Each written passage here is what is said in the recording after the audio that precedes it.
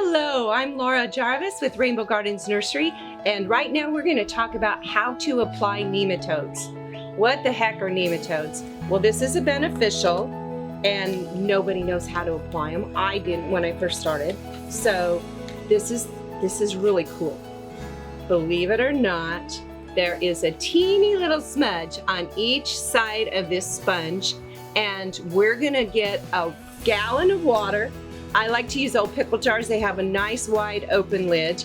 I drop this in my gallon of water, and I use either fresh tap water, rainwater, or distilled water. And I am going to let it soak for about 15 to 20 minutes.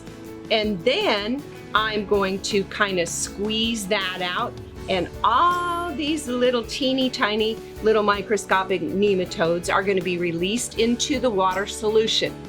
I then grab a stir stick and I keep them stirred. I pour it in a spray bottle. You can use any type of spray bottle. You can use the hose end spray bottle. Just make sure that you don't have any chemicals in that. You want a fresh, clean jar and fresh, clean sprayer. I use a pump-up sprayer, and I can apply directly to my ant hills. A problem that we really have is ants getting up into our pots. I have a lot of vegetables and herbs in different kinds of pots like these. When we have rain like we did this past week, the ants like to seek refuge up in our pots. So this is something I can apply to my vegetable soil without contaminating it with insecticide.